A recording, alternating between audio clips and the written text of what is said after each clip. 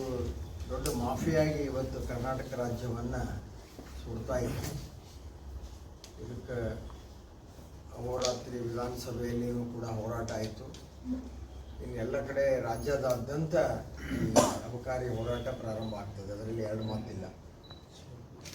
ನಿನ್ನೆ ಬಾಗಲಕೋಟೆಯ ಕೆಲವು ಹಿರಿಯರು BTDಗೆ ಹೋಗಿದ್ದರು. BTDಯನ್ನು ಮುತ್ತಿಗೆ ಹಾಕ್ಬೇಕಂತ ಹೇಳಿ ಹೋಗಿದ್ದರು. ಅಲ್ಲಿ ಯಾರೂ ಅಧಿಕಾರಿಗಳೇ ಇರಲಿಲ್ಲ. ಆ ನಂತರ ಅವರು ಭಾಳ ಹೊತ್ತು ಕಾಯಿಸಿ ಅಲ್ಲೆಲ್ಲ ಕುಂತು ಮಾಡಿ ಯಾರೋ ಒಬ್ಬರು ಬಂದೇನೋ ಮನವಿ ತಗೊಂಡಾರಂತ.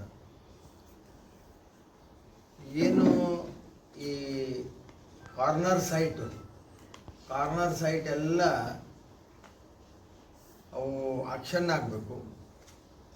ಅವುಗಳನ್ನು ಮಸೀದಿಗೆ ಕೊಡ್ತಕ್ಕಂಥದ್ದು, ಸೆಕ್ಟ್ರಿಗೆ ಒಂದು 8-10 ಮಸೀದಿಗಳನ್ನು ನಿರ್ಮಾಣ ಮಾಡ್ತಕ್ಕಂಥದ್ದು ನಡೆದಿದೆ ಅಂಥೇಳಿ ಇವರೆಲ್ಲರೂ ನಾಗರಿಕರು ಪ್ರತಿಭಟನೆ ಮಾಡಿ ಮನವಿಯನ್ನು ಕೊಟ್ಟು ಬಂದಾರೆ. ಈ ರೀತಿ ಆದರೆ ಇದು ಮುಂದಿನ ದಿನಮಾನದಲ್ಲಿ ನವನಗರ ಬಹಳ ದೊಡ್ಡ ದುರಂತಕ್ಕೆ ಒಳಗಾಗ್ತದೆ.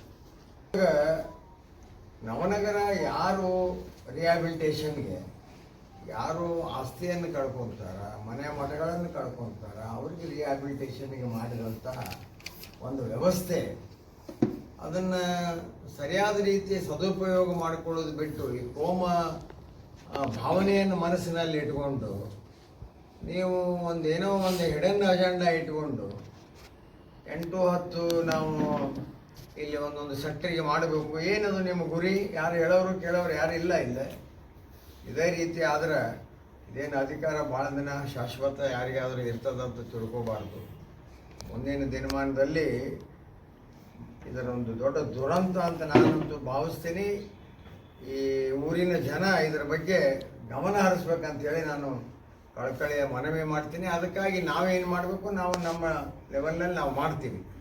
ಆದರೆ ಇದನ್ನು ತಡೆಗಟ್ಟಬೇಕು ಅಧಿಕಾರಿಗಳು. ಇದು ಇಲ್ಲದ ಹೋದರೆ ಇದು ಮುಂದೆ ಒಂದು ದೊಡ್ಡ ಸಂಘರ್ಷಕ್ಕೆ ಎಡೆ ಮಾಡಿ ಕೊಡ್ತದೆ. ಇದು ಒಳ್ಳೆಯದಲ್ಲ ಅಂಥೇಳಿ ನಾನು ಹೇಳೋದಕ್ಕೆ ಬಯಸ್ತೇನೆ. ಈ ಮನೆ ಕೊಟ್ಟಿವಿ ಇಲ್ಲೋ, ಮನಿನ ಆಗಬೇಕು, ಅದು ಕನ್ವರ್ಷನ್ ಆಗಬಾರ್ದು. ಆ ಮನೆ ಒಯ್ದು ಮಸೂತಿ ಕಟ್ಟುವುದು ಈ ರೀತಿ ಆದರೆ ಹೆಂಗ್ರಿ? ಊರಿನ ಗತಿ ನಾಳೆ ವಿಶಾಲವಾದ ಜಾಗ ಐತಿ ಅಂಥೇಳಿ ಏನು ಬೇಕು ಅದನ್ನು ಮಾಡ್ಕೊಂತ ಹೊಂಟ್ರೆ ಹೆಂಗೆ ನಡೀತದೆ? ಮತ್ತು ಇದು ಮುಂದಿನ ದಿನಮಾನದಲ್ಲಿ ದೊಡ್ಡ ಸಂಘರ್ಷಕ್ಕೆ ಕಾರಣ ಆಗಬಹುದು ಅನ್ನುವಂಥ ಒಂದು ಎಚ್ಚರಿಕೆಯನ್ನು ನಾನು ಕೊಡ್ತೀನಿ. ಅಧಿಕಾರಿಗಳು ಈಗಲೇ ಸೂಕ್ತ ಕ್ರಮ ತಗೋಬೇಕು, ಇದರ ಬಗ್ಗೆ ಎಚ್ಚರ ವಹಿಸಬೇಕು ಅಂತ ಹೇಳಿ ನಾನು ಮನವಿ ಮಾಡ್ತೀನಿ. ಅದನ್ನು ಬಂದ್ ಮಾಡಿ 1-2 ಸೆಕ್ಟರ್ ಕೂಡಿಸಿ ಮಾಡಕತ್ತಿದ್ವಿ, ಸ್ವಚ್ಛತಾ ಆಕತ್ತೆ ಅಂತೇಳಿ. ಅದು ಯಾರು ಮಾಡ್ಯಾರ ಯಾರು ಮಾಡಿಲ್ಲ ಅನ್ನೋದು ಗೊತ್ತಾಕಿತ್ತು. ಒಬ್ಬನಿಗೆ ಟೆಂಡರ್ ಕೊಡೋದು, ಆ ಕಡೆ ಒಂದು ತಿಂಗಳು ಮಾಡೋದು, ಈ ಕಡೆ ಒಂದು ತಿಂಗಳು ಮಾಡೋದು ಆಕೈತೆ ಅಂತ ಹೇಳಿ ಸೆಕ್ಟರ್ ವೈಸ್ ಕೊಡಕ್ಕೆ ಚಾಲು ಮಾಡಿದ್ದೀವಿ ನಾವು. ಸೆಕ್ಟರ್ ವೈಸ್ ಬೇರೆ ಕಾಂಟ್ರಾಕ್ಟರ್ ಇದ್ದಾಗ ಸ್ವಚ್ಛತಾ ಆಗಕತ್ತಿತ್ತು. ಈಗ ಹೋಗಿ ನೋಡಿ ಬರ್ರಿ ನೀವು. ಈಗ ಬಂದಿನ ಅಲ್ಲಿಂದನೇ ಬಂದೆ. ಏನು ಪೂರಾ ರೋಡ ಕಾಣೋದಿಲ್ಲ, ಅಷ್ಟು ಕಸ ಬಿದ್ದುಬಿಟ್ಟಾವೆಲ್ಲ, ಪ್ಲಾಸ್ಟಿಕ್ಕು, ಕಸ, ಗಲೀಜು. ಊರಿನ ಒಂದು ಹಾಳಾಗಿಬಿಟ್ಟದ. ಮತ್ತು ಅವರೇ ಹೇಳ್ತಾರೆ BTDದವರು ನಮಗೆ ಅವ್ರಿಗೆ ಪಗಾರ ಕೊಡೋಕೆ ದುಡ್ಡಿಲ್ಲ, 400 ಕೋಟಿ ಕಾರ್ಪಸ್ ಫಂಡ್ ತೊಗೊಂಡು ಹೋಗ್ಬಿಟ್ರು, ಅದ್ರದ್ದು ಬಡ್ಡಿ ಫಂಡಿಂಗ್ ಆಗುತ್ತೆ ಅಂತೇಳಿ ಇವರು ಜಾಗ ತೊಗೊತಾರ. ಏನು ಅವರೆಲ್ಲ ಅಲ್ಲಿ ಹೊಳೆ ದಂಡಿಗೆ 4 ಸೈಟ್ ತೊಗೊಂಡ್ಬಿಟ್ಟಾರ, ಒಂದು ಇಟ್ಕೊಂತಾರ, ಸುಮಾರ್ತಾರ.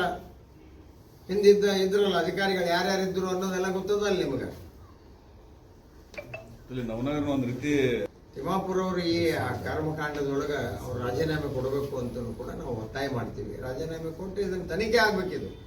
ಪ್ರತಿಯೊಂದರೊಳಗೂ ಮುಖ್ಯಮಂತ್ರಿಯಿಂದ ಹಿಡ್ಕೊಂಡು ಎಲ್ಲ ಮಂತ್ರಿಗಳು ಬರೀ ಇದರೊಳಗೆ ಭಾಗಿಯಾದ್ರೆ ಹೆಂಗೆ? ಮೂಡಾದಾಗ ಏನು ಕ್ಲೀನ್ ಚೀಟ್ ತೊಗೊಂಡ್ರಪ್ಪ ಅವರು, ಯಾರದೋ ಒಂದು ರಿಪೋರ್ಟ್ ಹಾಕ್ಸಿಬಿಟ್ರು. ಹಿಂದಕ್ಕೆ ಇದ ಮುಖ್ಯಮಂತ್ರಿಗಳ ಅದು ಯಾವುದು ಪೊಲೀಸ್ ಇಲಾಖೆಯನ್ನ ಲೋಕಾಯುಕ್ತ ಕಮ್ಜೋರ್ ಮಾಡಿ ACB ಅಂತ ಮಾಡಿ ಅವಾಗ ಕ್ಲೀನ್ ಚೀಟ್ ತೊಗೊಂಡ್ರು ಆ ಅವಧಿಯೊಳಗೆ. ಈಗ ಇದ್ದವ್ರ ಕಡೆಯಿಂದನೇ ಕ್ಲೀನ್ ಚೀಟ್ ತೊಗೊಂಡು ಸೈಟ್ ತೊಗೊಂಡದ್ದು ಖರೆ, ವಾಪಸ್ ಕೊಟ್ಟದ್ದು ಖರೆ. ವಾಪಸ್ ಕೊಟ್ಟದಕ್ಕೆ ಕ್ಲೀನ್ ಚೀಟ್ ತೊಗೊಂಡ್ರು, ಕ್ಲೀನ್ ಚೀಟ್ ತೊಗೊಂಡ್ರಕ್ಕ. ಏನು ಯಾರು ಹೇಳೋರು ಕೇಳೋರು ಏನಿಲ್ಲ. ಇಷ್ಟು ಅಂದಾಜುಂದಿ ವ್ಯವಹಾರ. ನೀವು ಬಿಜೆಪಿಯವರು ದಲಿತ ಯಾರು ದಲಿತರು ಮತ್ತೊಬ್ಬರು ಇದರೊಳಗೆ ಪ್ರಶ್ನೆ ಇಲ್ಲ. ಎಲ್ಲರೂ ನಮಗೆ ಸರಿ ಸಮಾನರ, ನಮಗೆಲ್ಲರೂ ಎಲ್ಲರ ಬಗ್ಗೆನೂ ನಮಗೆ ಗೌರವ ಅದ. ಈ ಉದ್ಯೋಗ ಮಾಡಿದವ್ರಿಗೆ ಎಲ್ಲರ ಬಗ್ಗೆನೂ ನಾವು ಹೋರಾಟ ಮಾಡ್ತೀವಿ. ಅವ್ರ ರಾಜೀನಾಮೆಗೆ ಒತ್ತಾಯ ಮಾಡ್ತೀವಿ.